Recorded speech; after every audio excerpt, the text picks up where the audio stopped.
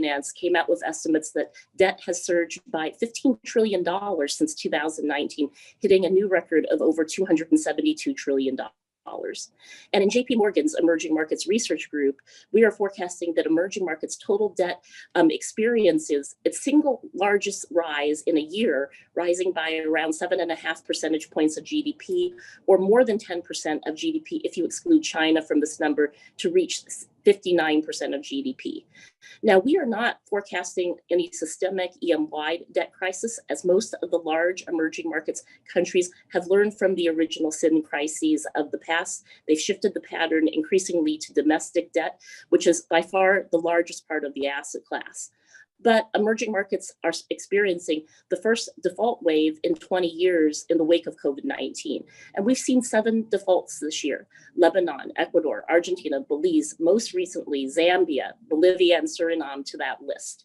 And more defaults are likely to materialize, particularly concentrated in frontier markets, which are more exposed.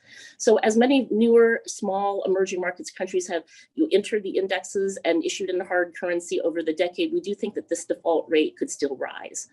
Official support and debt relief have provided some breathing room, but not without complications and heated debate and concerns by some market participants that the private sector involvement discussion is occurring without enough market engagement. It's creating some confusion. It's potentially harming the overall asset class. And I was pleased to see just so many investors dial into the participant list, because we truly want to make this an interactive discussion. So beyond the no strings attached rapid financing instruments, the rapid credit facilities, the G20's debt service suspension initiative has received the most attention, but it still covers a relatively small amount of the asset class. The Euro bonds that are covered by these countries are only 6% of the emerging markets debt stock for the 19 countries that are eligible.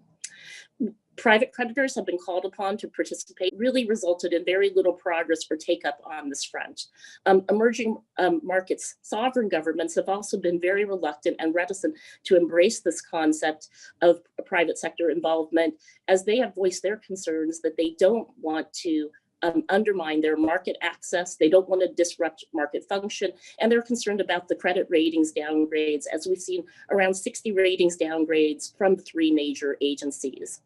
Now, if we take a look at past restructurings, we see that recovery rates for emerging market sovereigns have been determined as much by bondholder negotiations as by the fundamental conditions in the countries. And we've seen bimodal outcomes here. Recovery rates have clustered around 30, in some cases around 60. And there have been concerns from official creditors that bondholder negotiations are focused more on maximizing the immediate NPV recovery rather than looking at sustainability over the longer term. The cases of Ecuador and Argentina have raised concerns about the recovery values, given where the economic fundamentals are at. And the restructurings have focused on coupon reductions rather than principal haircuts, leaving both countries with an unresolved FX debt overhang. So this raises the question for today of whether state-contingent debt instruments that allow adjustments to debt service a recovery value that take into account good states of the world as well as bad states could play a role in bringing improved outcomes for future restructurings and also make them less time intensive. Now, is there a way to use state-contingent debt instruments to facilitate speedier and less costly sovereign debt restructurings by tying payments to future outcomes? And this offers the prospect of really ensuring better outcomes on the sustainability front, and recompensating investors who may have given deeper concessions than needed. I really applaud the Bank of England and the IMF for creating this forum and inviting the private sector into it. COVID-19 provides the opportunity and the need for new innovation and partnership between the public and the private sector. And at JP Morgan, in our global index group, we have announced that credit-enhanced bonds could be included in the indexes. This comes full circle from the days of U.S. Treasury collateralized Grady bonds. We've had discussions on whether multilaterals could require ESG and sustainability commitments in return for credit guarantees. And we're also looking at launching a green bond index. So this discussion on state-contingent debt instruments is one important step towards innovations that seek to reduce conflicts, facilitate more sustainable agreements between creditors and debtors, and encourage the development of risk-sharing tools. Today's seminar has a full array of experts on this topic, highlighting the recently issued and the very comprehensive and solutions-oriented IMF Staff Paper, which I encourage all of you to take a good look at. This paper was prepared by Peter Brewer and Charles Cohen, respectively, the division chief and the deputy division chief of the Monetary and Capital Markets Division at the IMF. We've drawn the discussants from all parts of the private sector and the central banking community, with Starla Griffin, managing director at Slaley Advisors, and Mark Joy, the senior economic advisor of the Bank of England, here to share their expertise and their insights. So really a very rich group of discussants and the authors of this excellent paper here today. So I'd like to now turn the floor over to James Talbot, Director of the International Department at the Bank of England, for some opening comments. Thanks very much, Joyce, for that really excellent introduction, and good afternoon, everyone. I'd like to begin by thanking the IMF for the opportunity to jointly host the launch of this really important paper. And I'd like to welcome all of you out there, the market participants, academics, and official sector representatives who joined us for this call today. It's great to see such a large and rich set of people. Half of EME sovereign bonds issued under foreign law in those countries use English law as their basis. And the UK is a very open economy, and it hosts a large, globally connected financial centre.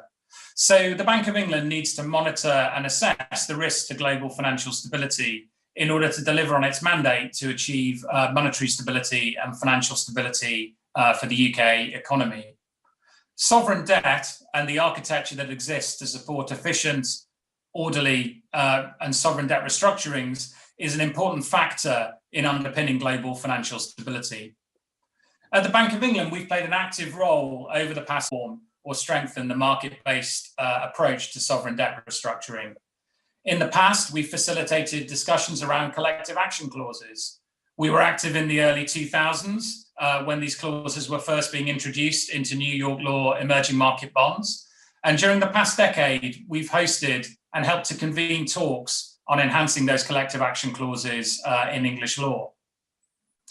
In recent years, the Bank of England's also played an active role in pushing forward the debate around state-contingent sovereign debt, seeking to encourage consideration of instruments that offer both downside protection for the issuer and upside for the creditors. I think these are what the paper we're discussing today would call symmetric instruments. In 2016, the Bank of England published a paper discussing the pros and cons of some of these instruments, and one of the authors of that paper, Mark Joy, is taking part in the discussion today and will speak later on. In short, these symmetric instruments are where we see the biggest potential gains for introducing more resilience into the global financial system. As well as thinking about these ideas in theory, we've also thought about how to take these hypothetical instruments from the design stage to being operationally viable. That work culminated in the publication of a draft term sheet designed to provide both the issuer and its holders with adequate economic and legal comfort. And that's available on the website of the International Capital Markets Association for anyone to view. The IMF paper that's being presented today, I think, is a really important contribution to the debate around how to improve and strengthen existing market-based architecture. Introducing more state contingency into sovereign debt during debt restructurings has the potential to expedite those restructurings and also to reduce the cost of them to both the debtor and its creditors. Contractual reform and innovation in sovereign debt is a slow process, as we know. It's taken us nearly 2 decades to get to where we are now on collective action clauses. But I think it's right to say that the payoffs for doing work in this area are potentially enormous. Given sufficiently careful and considered thinking, we may be able to shift the rules of the game for the better in one of the most important cornerstones of the global financial system. I'm really looking forward to our discussion today, so I'll stop there and hand over to Tobias Adrian. Thank you. Thank you so much, James, for those excellent comments and providing the context. We're going to now turn to Tobias Adrian, the Director of Monetary and Capital Markets at the IMF. Well, good morning, and thank you all for joining us today for the launch of this important IMF staff discussion note on the role of state-contingent debt instruments, or SCDIs, in sovereign debt restructuring. I would like to offer a particular word of appreciation to James Talbot and his colleagues at the Bank of England for hosting this event, thereby continuing our partnership working to improve market practices and restructuring outcomes in the sovereign debt world. Our sincere thanks also go to Joyce Chang for moderating, and Starla Griffin and Mark Joy for participating. While government debt is a topic of perennial importance, COVID-19 has brought the long simmering risks in sovereign debt markets to a rolling boil. When the crisis hit, emerging market countries that had previously enjoyed easy access to international capital markets suddenly found themselves locked out of global markets, with many staring down large looming bond maturities.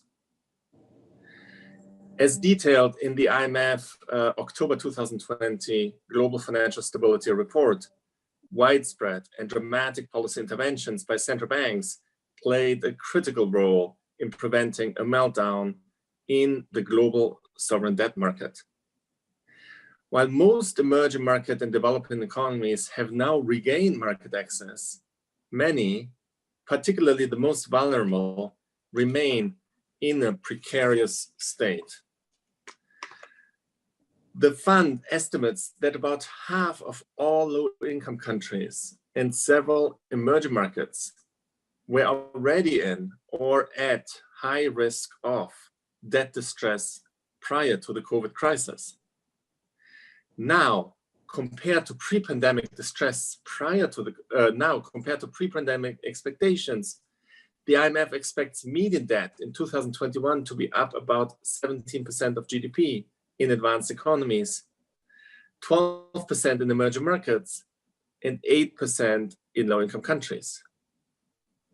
Even in a recovery scenario, we may still be facing a significant number of sovereign restructurings in the future, and have seen a few already this year.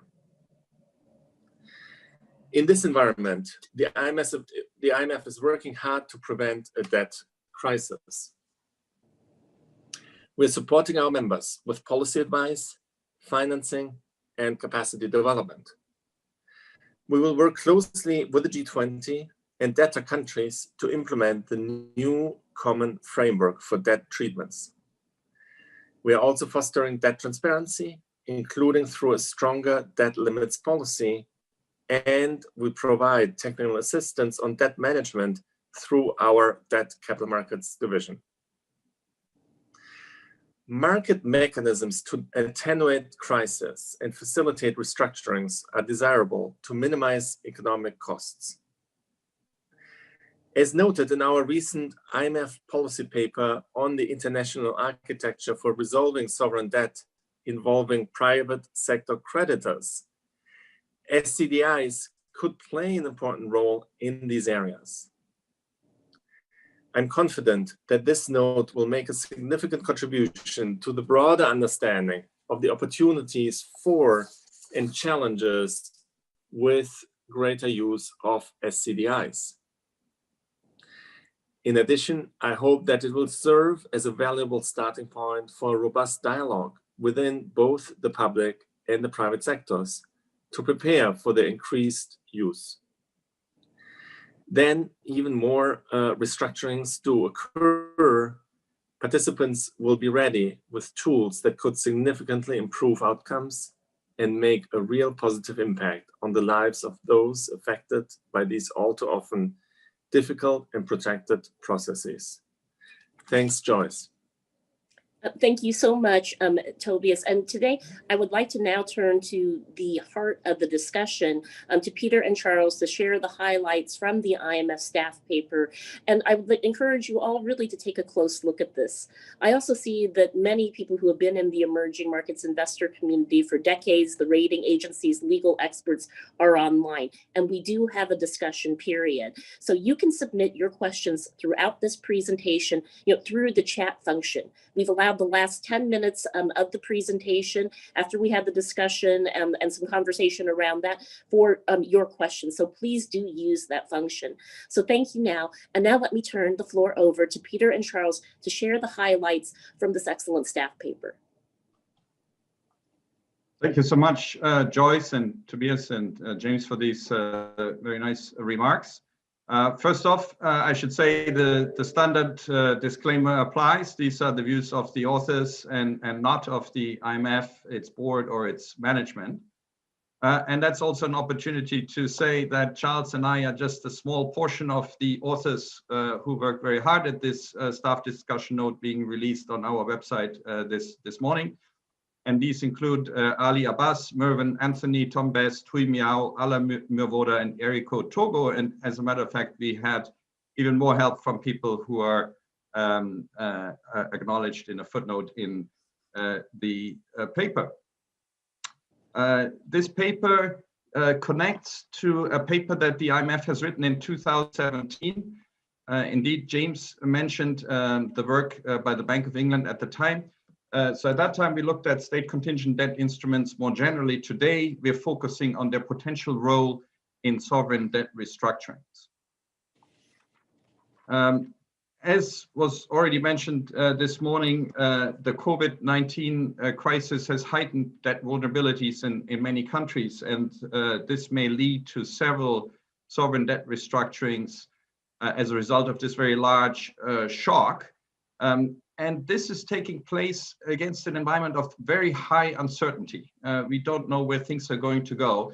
And as a result, capacity to repay is very difficult to forecast, which could make it much more difficult for debtors and creditors to reach agreement on a sovereign debt restructuring.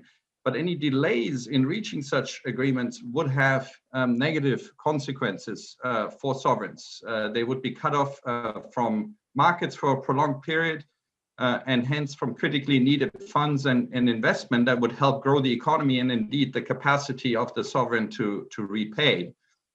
Knowing that, some sovereigns may be tempted to agree to suboptimal restructurings, which would result in a risk of repeated default and perhaps ultimately higher borrowing costs in the future.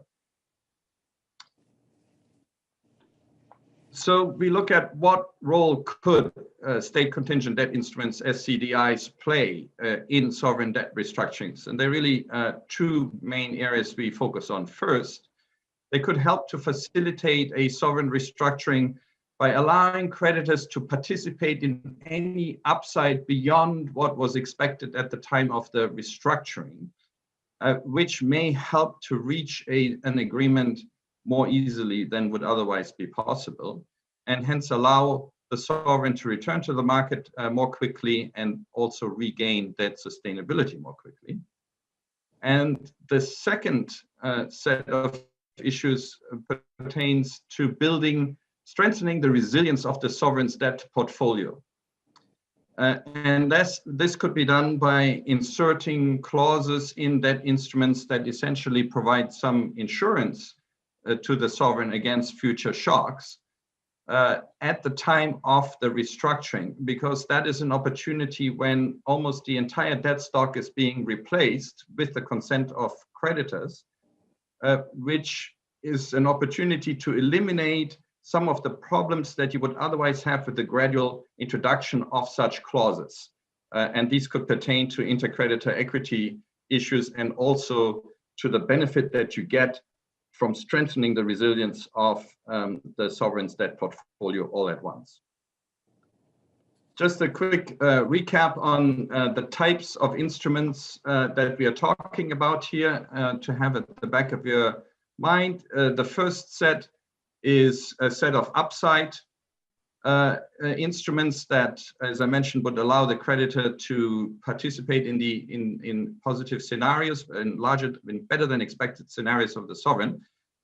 These are often called value recovery instruments, and they are structured as call options or warrants. Ideally, they are highly correlated to the borrower's ability to pay. Payment usually is delayed into the future. And they trade separately from the renegotiated debt securities in order to tailor the instruments to the various investor communities as closely as possible. And I'm sure we'll get to that in the discussion later on that we look forward to. And the second set of instruments offer downside protection to borrowers under negative scenarios.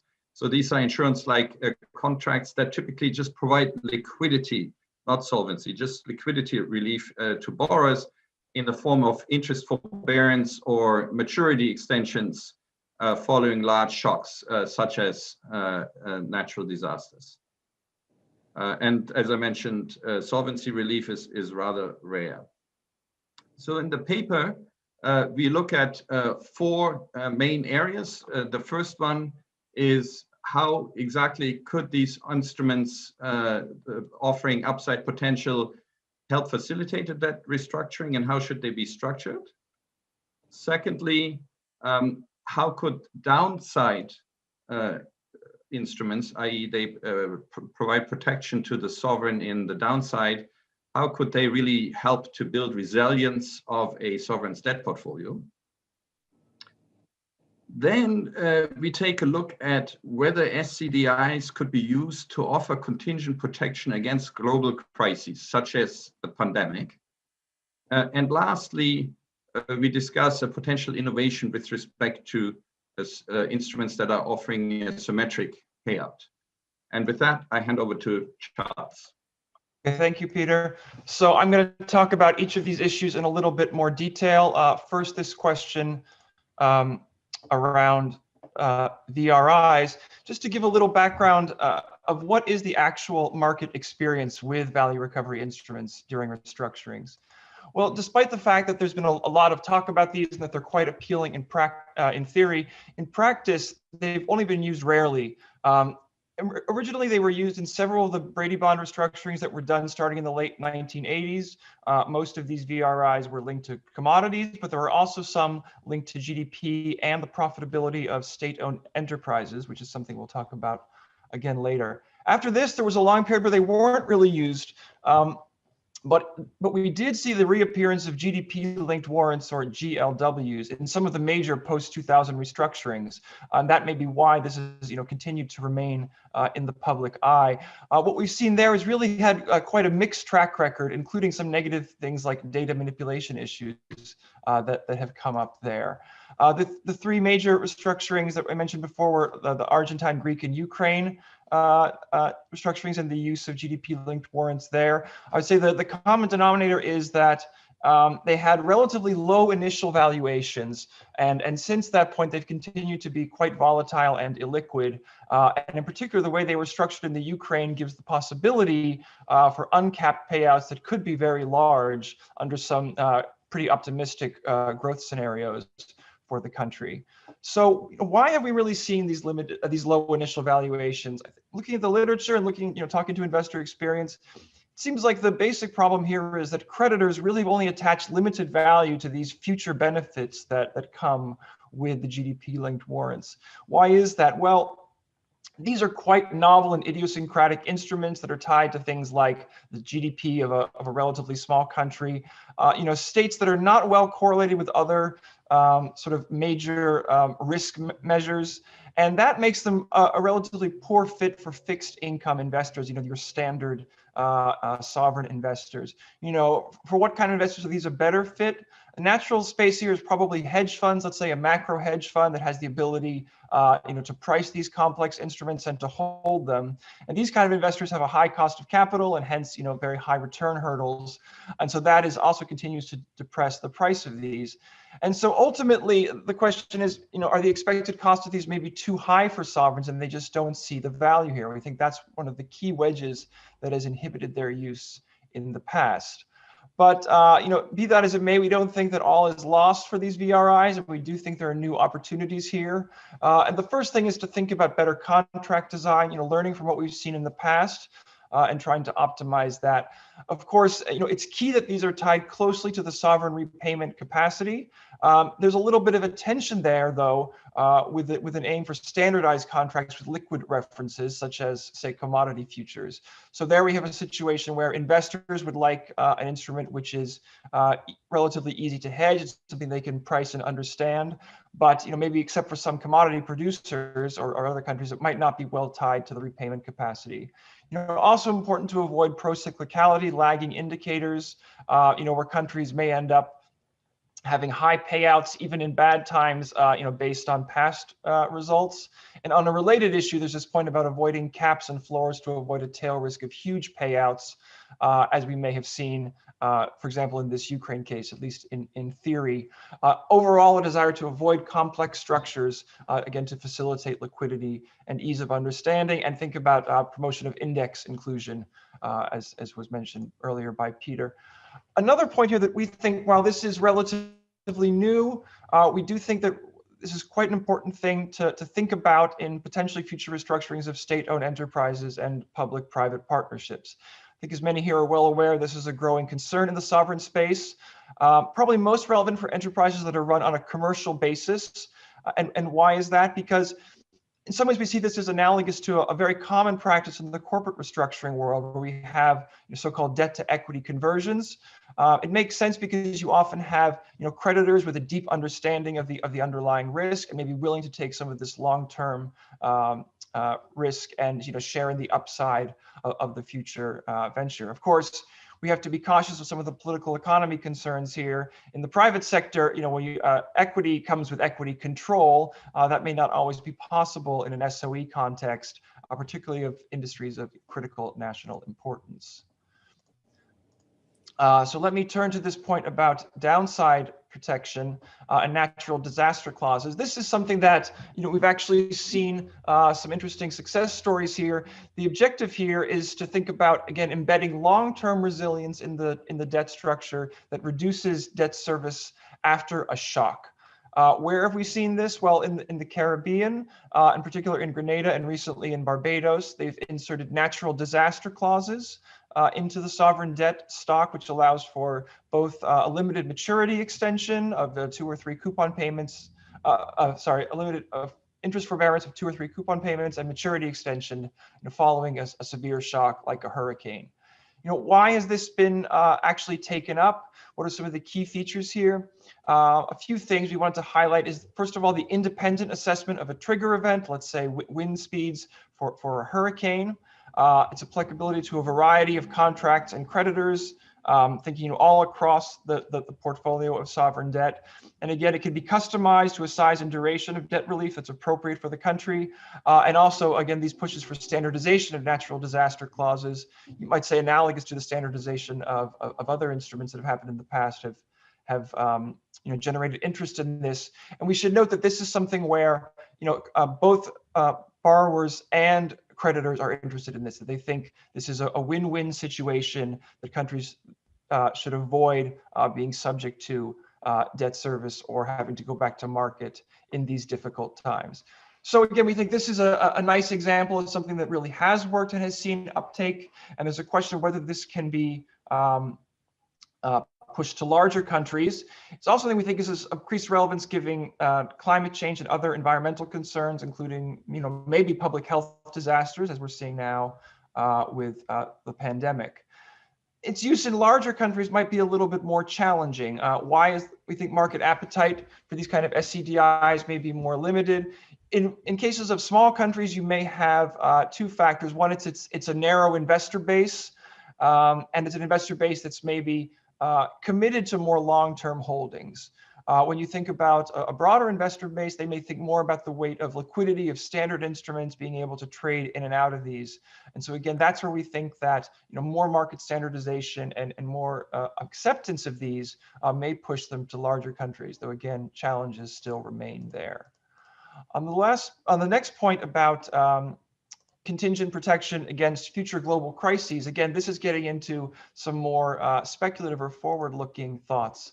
You know, what about the idea of a pandemic SCDI on a global basis? You know, what is the interest in this? Well, as well understood, COVID-19 caused massive economic and financial uncertainty, a huge spike in financial market volatility, and importantly, at least at the beginning, you know, EM debt markets were essentially closed to new issue and refinancing, and it created a very precarious situation for many countries. So in that kind of a world, it would have been great to have a sort of automatic debt standstill under these pandemic conditions, or maybe some other global crisis conditions.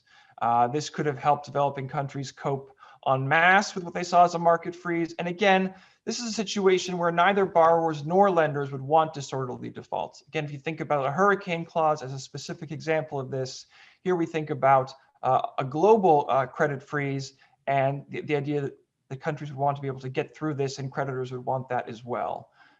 So again, appealing in theory, but what are some of the complicating factors? Well, such a shock is very difficult to delineate ex ante. Of course, now we can look back at the COVID pandemic and say we need pandemic insurance, but who knows what other kinds of crises could arise that could lead to something like this.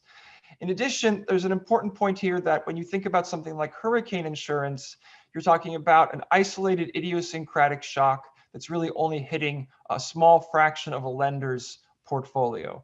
Here we're talking about global shocks that affect both borrowers and lenders. And so at the same time that borrowers are facing constraints, let's say in refinancing their debt, lenders may be facing constraints through, for example, redemptions of collective investment vehicles and mutual funds. This may limit some of these risk-sharing opportunities that are much more easy to think about in the case of small countries.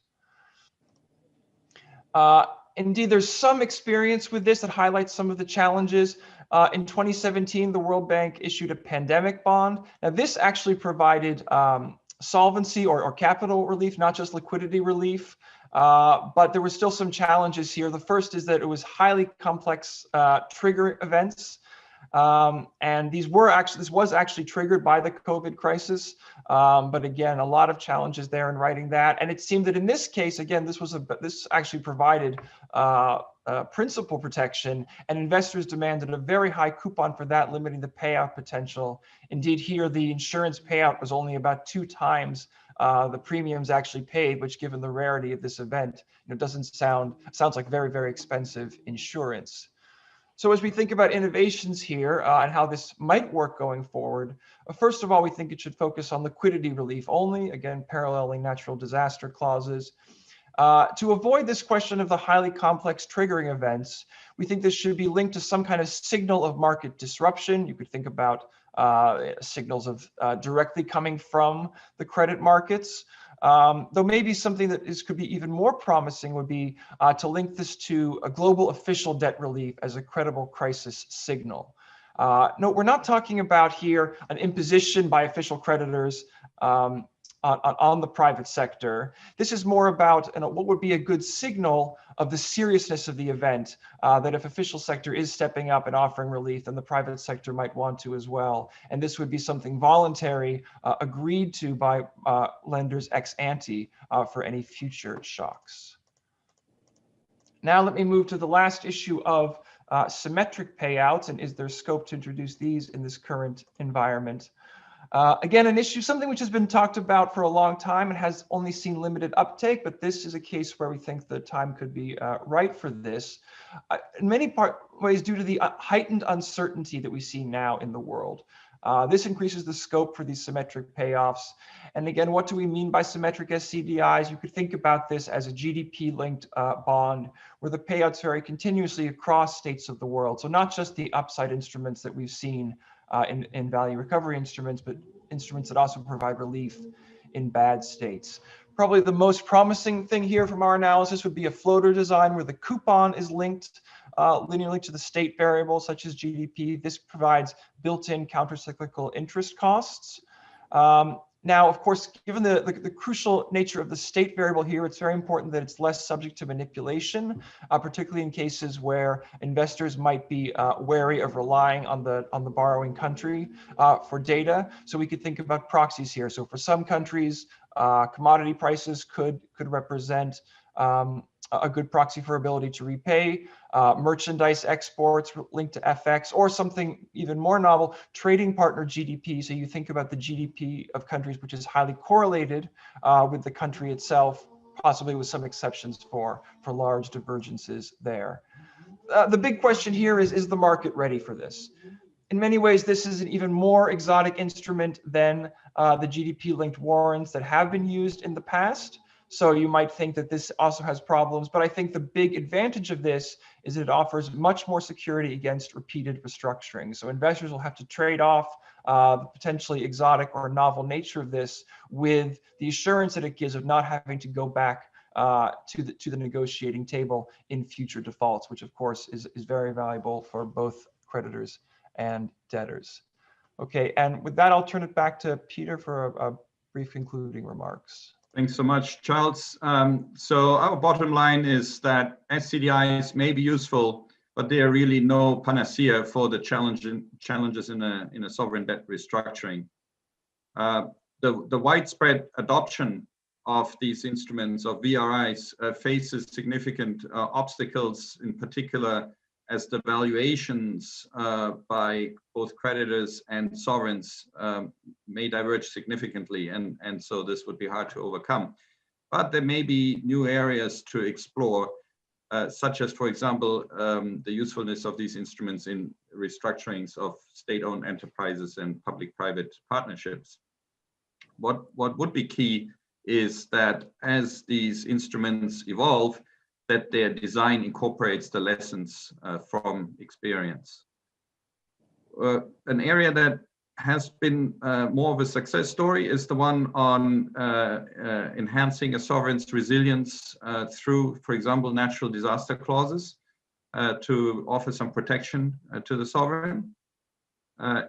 In terms of whether these instruments can be used to provide some kind of insurance against future global liquidity shocks, we are somewhat skeptical, but there may be opportunities perhaps to have clauses tying the debt service on privately held instruments to any relief that is offered by the official sector. And lastly, there may be potential for symmetric instruments that could both provide a value recovery to investors and downside protection to the sovereign, but the big question is the market ready? Thank you so much. Back to you, Joyce. Thank you so much, Peter and Charles, for that excellent summary of the paper, which I encourage you all to take a close look at. We now have some time for discussion, and I'm going to turn the floor over first to Mark Joy from the Bank of England, who has really done a lot of the early work on this topic over the last couple of years. And Mark, I can already see a lot of questions coming in that really follow up on some of the points that Peter made at the closing on what role could the official creditor community and the central banks provide potentially as a first mover to get this off the ground. So Mark, let me turn the floor over to you. Thank you, Joyce, and thank you to the IMF for the opportunity to comment on the paper. I think the authors should be really congratulated on an excellent marshalling of the history of, the experience with, and potential for these instruments in debt restructurings. The views I'll present are my own and should not be taken to represent those of the Bank of England. And I'll make 5 points. The first is really a question to the authors, and that is, what do they see as the most pressing of the problems we're trying to solve with these instruments? Because that may lead to different conclusions. If the primary concern is really DSSI countries, some of which will almost certainly need to restructure, then looking at instruments that seek to bridge gaps in economic outlook between the debtor and his creditors, given the uncertainty of that outlook, should perhaps be prioritized. And since this is a fairly well-defined group of countries, it should, in principle, I think, be easier to design and calibrate instruments to suit them. But if the concern is rather of the possibility of a wave of restructurings that extends beyond these countries to emerging markets too, and the strains this might place on the architecture we have to deal with them, then I think this points to the need for more scalable solutions. So this might favour instruments where the parameters of the contractual risk-sharing mechanism can be applied to a broad set of countries. So state variables and trigger mechanisms that are common and standardised rather than bespoke. My second point is on value recovery instruments, so instruments that offer the creditor additional upside in future good times, but no downside protection to the issuer. While these instruments could certainly help bridge gaps in economic outlooks, I agree with the paper's cautiousness over them, given their poor track record. And I would add two further observations. These instruments would not appear to mitigate incentives that might lead to the privately efficient but socially inefficient course of action for the debtor to exchange higher debt in future for lower payments now, knowing that the option to restructure is always there.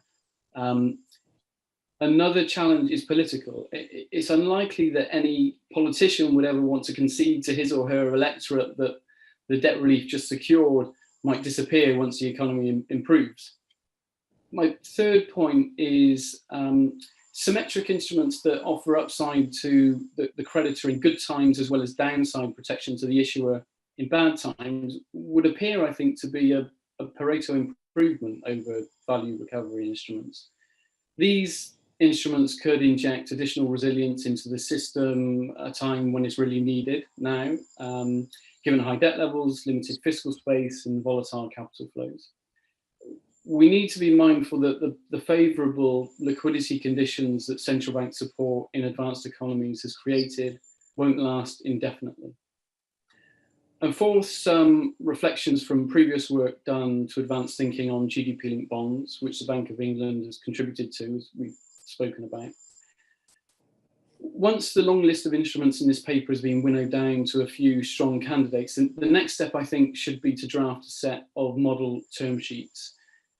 Term sheets really crystallise design issues that might not otherwise surface, and they shed light on important issues that lie beyond the perimeter of the term sheet, for instance, regulatory and rating agency treatment. And finally, while beyond the scope of this paper, so I wouldn't like discussion to digress too much, but I'd like to suggest that instruments that offer downside protection to the issuer should be considered outside the narrow context of debt restructurings.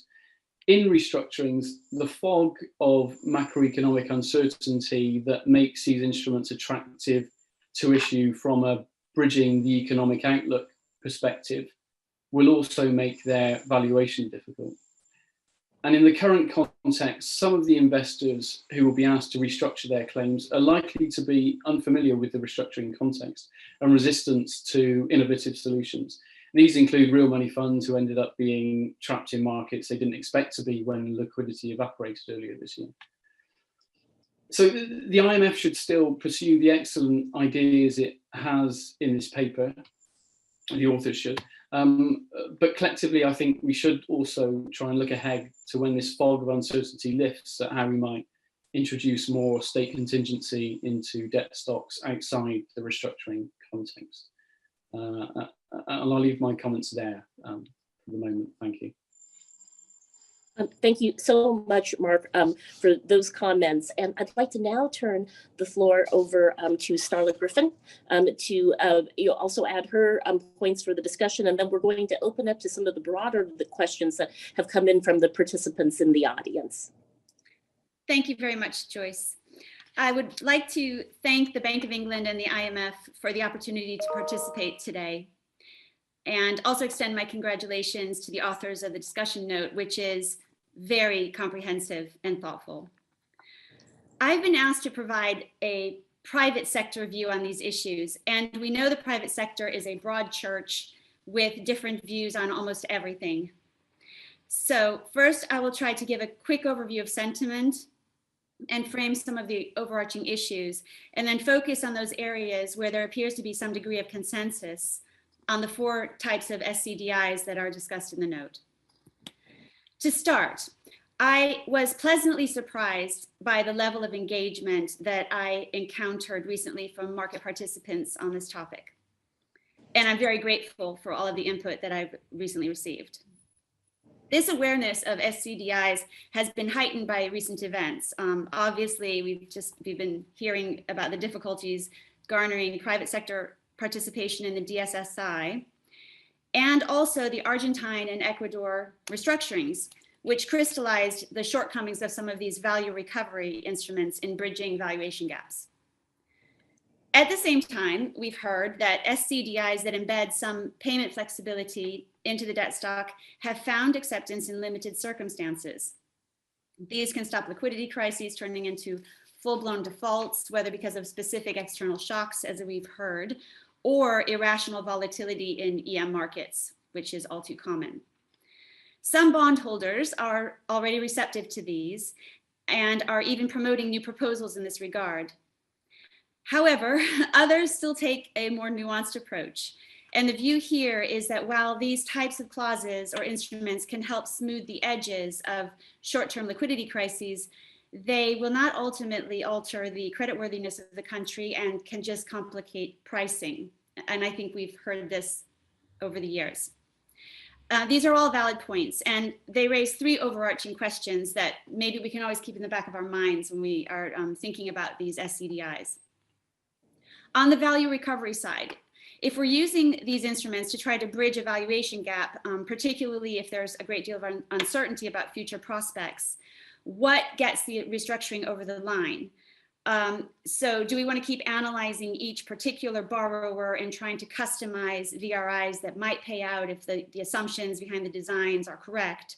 Or is there a more objective way to measure when a borrower has reached the point where its capacity to pay has improved so much that it can now pay back more? And if we can do that, can we capture that in a standardized instrument? Similar questions with downside protection. Do we want to focus on providing very custom-made payment flexibility to specific countries with very specific discrete vulnerabilities? Do we want to try to mitigate more systemic risks associated, again, with these short-term liquidity shocks that are so common in EM, emerging markets? Or do we want to do something even more widespread, as we've heard, with some kind of pandemic clause?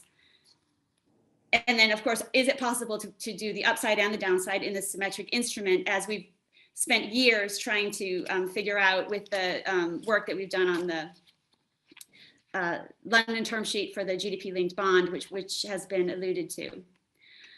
I don't have the answers for you, but one thing that is clear is that because each restructuring is unique and case by case, for the moment anyway, everyone that I have spoken to across the market over the years and in recent weeks wants every option on the table. So because of this level of engagement, I believe that we have some opportunities here to advance these issues. And there are also some developing trends that may be useful. So starting with commodity-linked VRIs, while these have played a role in the past, we have not seen any in recent restructurings, and this has been alluded to. I understand they were discussed in the Ecuador restructuring, but not used, and I think it was ultimately the issuer who was concerned about political backlash, which was raised as well. There's also perhaps some mounting resistance in some quarters to the idea of linking country debt stock to commodity export prices, particularly oil, as this could ultimately undermine competing agendas towards the SDGs or otherwise the climate agenda. By the same token, for some countries, until they begin to diversify their economies, or we can identify a better way to capture their capacity to pay, commodity-linked VRIs may offer their best chance of securing fair restructurings. So this is one of those examples where, while we might not see them gaining wide use, if carefully designed and targeted, these kinds of VRIs could be helpful, so they should stay on the table. But moving quickly to the GDP type warrants, while these are not suitable for every country because of some of the data issues, and although they've had limited success to date, these are actually still on people's minds. So there could be a broader future, but but only if, and this is a big if they can be vastly improved in terms of both payment methodology and data integrity. So a general view is that if these instruments can be standardized and data secure, they could find wide applicability. And it might be the kind of thing where you can, within a restructuring, you have this ready-made instrument that could facilitate, a faster outcome. Resolving these issues about payment methodology and data security in the context of maybe GDP-linked warrants would also help in structuring any of the symmetrical instruments that we might want to look at that are proposed in the note. And just to note that a lot of work has already been done here, particularly around data security on the London term sheet. So this could be a good launching point for further work in this area.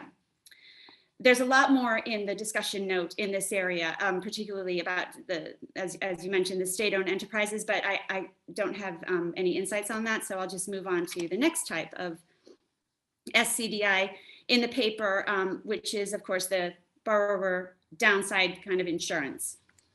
We've already heard that event clauses like hurricane clauses have already found acceptance in limited circumstances. And I agree that people are happy with those and we should keep them on the table for discrete use. Interestingly, we've also recently seen proposals that bake in some kind of payment flexibility into bond contracts published by the buy side. And I know Joyce has also seen these, and we've discussed these briefly. These take their cue from the high yield markets and include PIK type structures for deferring interest or extending maturity based on certain triggering events. And here I'm actually specifically referring to the GMO white paper and also the HBK bendy bonds proposals. So if people are interested in those, I'm sure they could be made available. While in some ways similar to sovereign COCOs, they're relatively straightforward conceptually and would fit within existing fixed income infrastructure, so could be easily adopted by the sovereign debt market. And many market participants recognize that these could be helpful to prevent liquidity crises turning into solvency crises, and have seemed relatively receptive to these ideas, so long as the triggering event is objectively defined. Now, we know many EM bondholders prefer the plain vanilla credit instruments. However, as this is kind of the least ambitious modification to these standard bonds that we have on the table, and there are these analogies with the high yield market, these proposals may be an interesting thing to explore to get traction moving forward. Moving to the global liquidity shock standstill provisions, it's very difficult to discuss these because we're still in the midst of the crisis. And the note, I think, has captured a lot of the issues that these types of provisions present. Just two additional points. Being over prescriptive for events that are by their nature unpredictable may be less effective than leaving room for maneuver. So I'll just put that out there. And also, we know there are vast differences in the role and function of official lending and private lending, not to mention how differently the latter are regulated and managed. And that's all been highlighted in the current crisis. In fact, these differences don't disappear during a crisis, and they probably are magnified. So these are quite difficult issues, and something I think that needs to be explored specifically. And finally, turning to symmetrical instruments. Some of us continue to be fans of symmetrical instruments if they can be designed properly. These would provide a balanced way to both bridge the valuation gap and ensure that future short-term liquidity stresses are kept in check. And again, this is referring to the GDP-linked floater design in the note. So not the principal-linked GDP-linked bond that is described in the London term sheet. The problems, as we know, are with structure and the data integrity that we discussed previously. But there's one more issue on this, which we need to think about, and that is whether there are difficulties introducing instruments with variable payment structures into restructurings of fixed income debt. And will there be regulatory issues about who can hold this debt? These instruments aren't yet out there, so they're not currently widely supported by the EM bondholders as a general rule. However, addressing index inclusion, regulatory issues, and credit rating treatment, as Mark, I think, pointed out, could make these instruments more attractive. There's so much more in the discussion note that I didn't have time to address, but hopefully we have the opportunity with the level of engagement with the private sector that we have right now to develop some of these issues going forward. Thank you. Thank you so much, Starla, for your comments, and thank you so much to Peter, Charles, Mark, and Starla for just really kicking off this discussion. Well, we've already had about a dozen questions come in, and we have until until 9:15 my time for the discussion. So I wanted to really just kind of get right into the questions, and I will really sort of bundle them into a couple of different categories.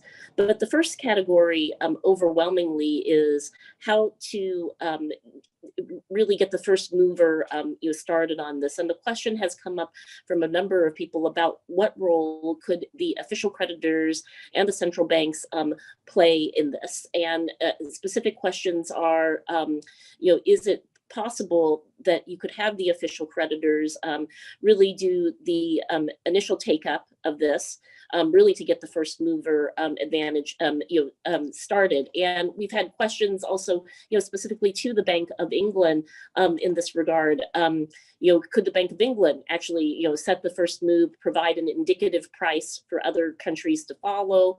We've heard discussion even like from the UK Treasury and from other developed countries about issuing their own GDP-linked bonds, and we've had questions on just if this is possible, like also how do you engage China, which has been part of a larger discussion. So the first set of questions really is on can you involve the official institutions to get this off the ground. The second set of questions that I see coming in are about the effective design of the state-contingent debt instruments. Starla has talked a bit about Carl Ross's proposal from GMO, but we're also getting questions that many of these instruments have designed as a sweetener to enhance bondholder participation rates in a debt restructuring. But what about including this in new bond issuance, similar to the collection action clauses, which have been very successful, but more specifically, what could be included in the systemic and the crisis trigger state contingent debt instruments to really make them more effective? And then many issues really surround the complexity of these issues and the political cost. And the political cost, all of you talked about that the GDP warrants, you've had very high payouts that have been politically costly. The commodity warrants, couldn't actually pass in Ecuador due to the politics around this. So what kinds of features could be included that would make this more effective?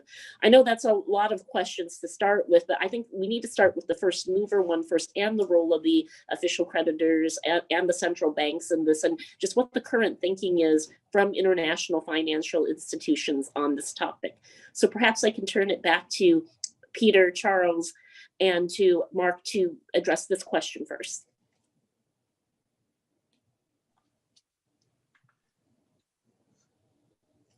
Yeah, Mark, do you want to go first? I see you unmuted. So I think the first mover point is incredibly relevant for issuance in normal times. How we kind of recast that in issuance in debt restructurings, in terms of a relevant question for debt restructurings, I think that's slightly different.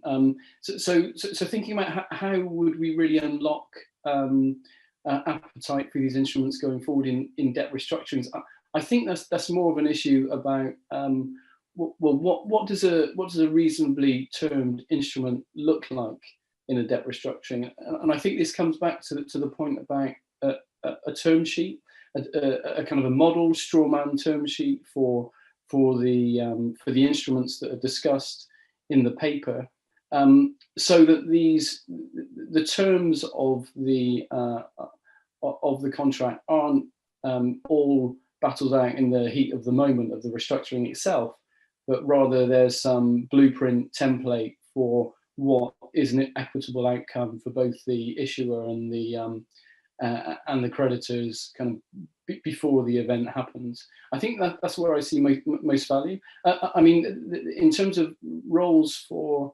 official sector creditors beyond that, I would possibly envisage, and there's maybe already a blueprint from multilateral development banks that are acting to provide kind of technical assistance, and more than that in terms of, if we think about kind of the World Bank and its multi-cap program. So there's some kind of a blueprint for ways forward there. But I would put a lot of emphasis on the role possibly played by kind of strawman term sheets that are there and on the shelf going into restructurings to be referred to. Thank you so much, Mark. Peter, Charles, any thoughts on your side from the IFI institutions and what role they could play, in providing a first mover, and also just that the international organizations have the ability to exert more pressure, sanctions, other ways in which they could encourage involvement. Yeah, thank you, Joyce, and thank you, Mark. I think the role that international institutions can play is to try and identify, is there a market failure here? And if there is, what can be done to address that and resolve that and work with the parties involved in trying to come to a solution that works for everybody and that makes that market take place in the end. In terms of the international institutions' own balance sheet, you have to think about what is the purpose of these institutions, why were they created, and typically that is not in order to be investing into securities and making markets. So, for example, in the IMF's case, IMF lending takes place when everybody else has left and it does not want to invest anymore. And it comes, with a catalytic role that the fund is playing by seeking to address the underlying problem that has played a role in the crisis coming about. Of course, that could be an exogenous shock, but it's really there to help buffer the transition from a previous equilibrium to the new equilibrium. And so that is entirely different from trying to start a market in, for example, state-contingent debt instruments. One point I wanted to make about the political cost that you mentioned, Joyce, I think that is indeed an issue to explain to the population that when the upside is finally settling in, that some of that goes to creditors because of an agreement reached maybe many years before. That can be very difficult. Similarly, it can be difficult for asset managers, for example, to explain to their investors, to their end investors, that they have to accept a higher variability to their return because of this instrument that they may have been willing to accept as a result of this restructuring. So I think a lot of communication would need to take place in many fora in order to create a larger understanding of the respective parties. Let me stop here. Thank you. Thank you so much for those comments. Perhaps I could just go to the question on just the design of these instruments and go through some of the audience concerns that have been raised, but also maybe ask all of you to share with us, is there a prototype that you actually think has worked particularly well in the eyes of the official creditor community, the central banking community, with respect to the program design? But some of the questions that we are getting have concern just the political cost of the GDP commodities and commodity instruments, but are there other types of instruments that could be designed that would be more effective when you talk about this systemic and the crisis trigger state contingent instruments? And we've had a lot of questions on just simplification, that some impressions are that the market really doesn't want to pre-package GDP linked warrant. They might accept a separate plain vanilla bonds and warrants instead, but just on how you can actually design this. But from everything you looked at from past experience, do you think there's a prototype that has worked well? How do you address these questions of complexity which have been raised? And what do you think, this has been talked about in default, what do you think about proposals that include putting this in new bond issuance, much like the collective action clauses now have become generally accepted, and they faced a lot of skepticism initially? So I can open that up and just see if there's anyone who wants to really start the discussion on the most effective design that we have as a prototype so far, how to address the complexity, and whether this should be something that really isn't just limited to the default in cases of defaults as a sweetener for participation in a restructuring. Joyce, could I jump in? Yes, please, Darla. Thank you. I first want to say that if this was a discussion not about SCDIs in a restructuring, and we were talking about the GDP, for example, the London term sheet style GDP linked bond as a general matter, that would be a very interesting discussion to have, because then we could really deep dive into these first mover issues. There have been many proposals in how, to address how the official sector, or maybe even an independent SPV, could intermediate the taking in of the GDP flows and then issue fixed income instruments to the market in order to test the resilience of the product. And we've had a lot of discussions about these. It's different in a restructuring. The pressures are different. And it is true that I think that you could use, that the IMF could use its participation in a restructuring and its programs that it develops, the DSA, and running simulations through the DSA that would provide a useful measure of how instruments that might have these symmetrical aspects to them might actually impact debt sustainability. All of these things could help make the case for introducing a symmetrical instrument in a restructuring.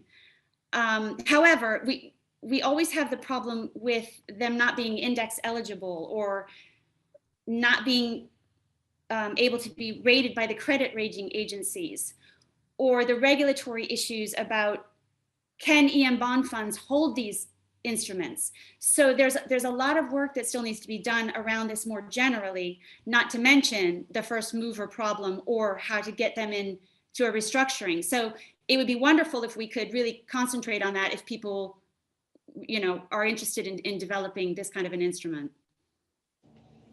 Thank you so much, Darla. Can I come back to Peter, Charles, Mark, on any thoughts on just the design of this? And we are getting one follow-up question. Mark, you had really very rightly described the fog of uncertainty.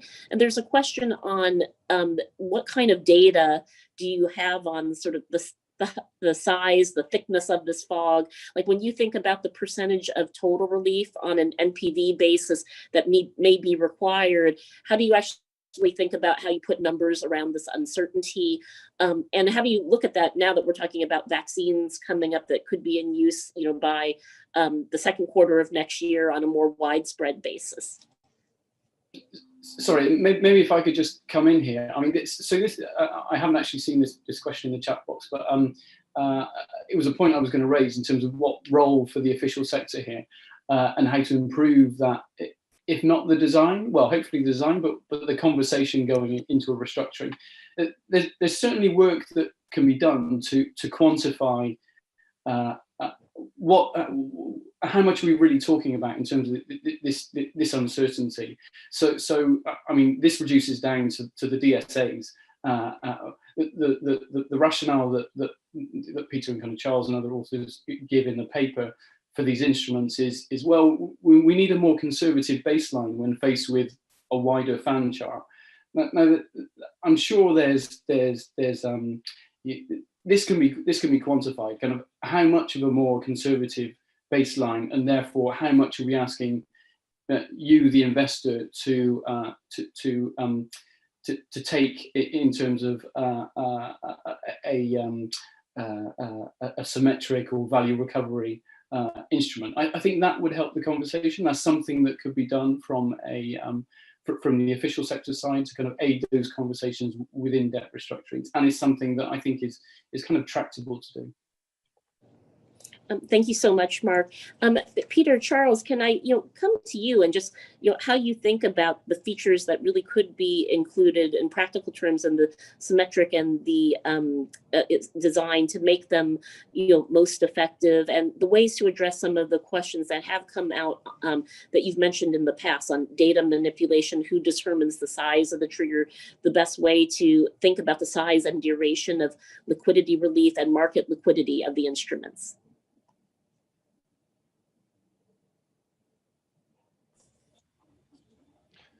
Okay, thank you, Joyce. I would say, talking about is there a prototype that's worked particularly well here? I think we would again point to the very preliminary nature of all this. We don't have a lot of past experience to draw on. I think that the recent experience with the hurricane clauses, does point to some way towards standardization there, and I think that. That may provide a way forward on some of these broader questions. In terms of the thinking about instruments with the symmetric side, it seems that, let me see,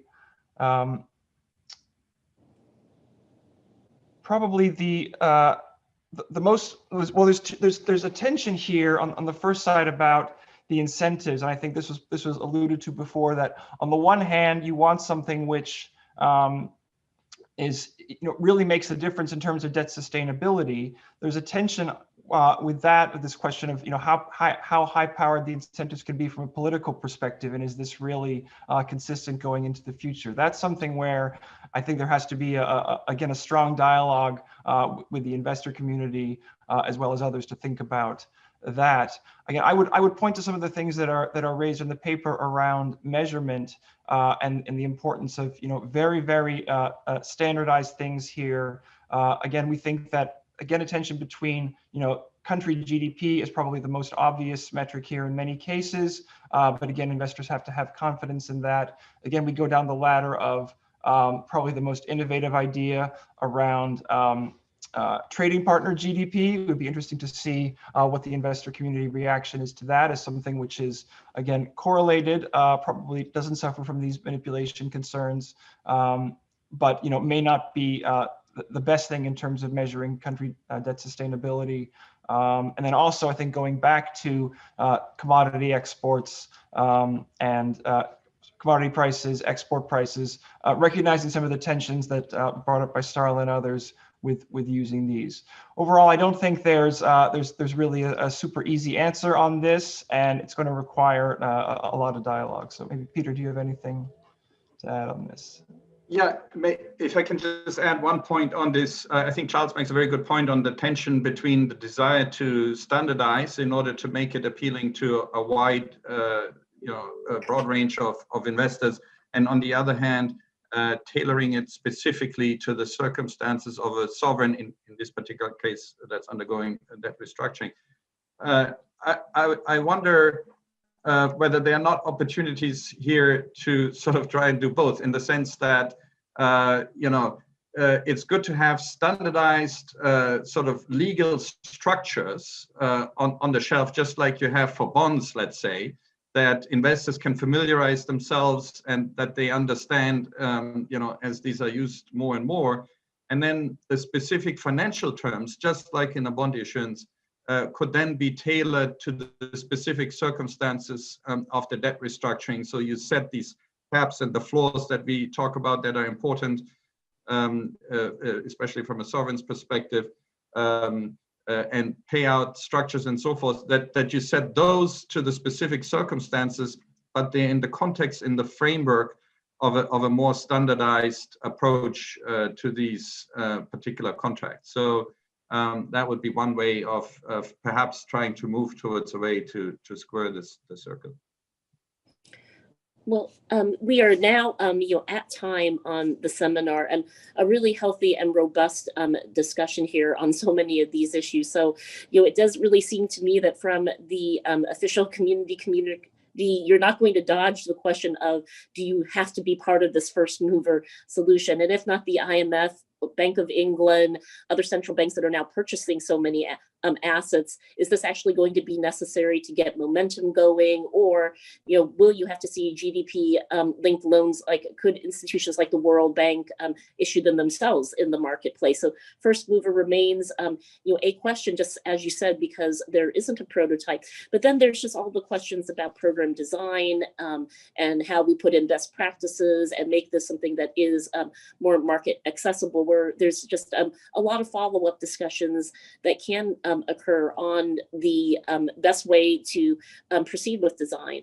And I think with respect to trying to come up with solutions that expand the eligible instruments in the index, a lot of good discussion has taken place where we really sort of have moved to say that the credit enhanced bonds are something that could go into the index. So we are at time right now, but I really want to thank the Bank of England and the IMF for sponsoring this inclusive dialogue with the private sector on state contingent debt instruments. We're bringing market participants into the discussion, for really putting together a very robust study on where we are at with past precedents, the issues going forward, even if we can't answer them all at one time. I look forward to continuing this dialogue. I see so many white papers also coming out from Ben Heller, from Carl Ross, and from others, and also from the legal community, from Lee Buckheit, from Mitu Gulati, from Anna Gilpert, that I do think there's just much momentum here if we can actually channel this into some more concrete proposals. So I look forward to continuing the dialogue. I thank you all for joining. Here we are in the second wave of COVID-19, so this discussion is not going to go away as far as the longer term consequences and the debt impact. I encourage you all to take a careful read of the paper prepared by Peter and Charles and their teams, and to continue to use this forum as a starting point to engage with each other's and the official creditor community on ways in which we can enhance debt sustainability for emerging markets countries and continue to innovate in the market instruments. Thank you so much, everybody, for being with us today.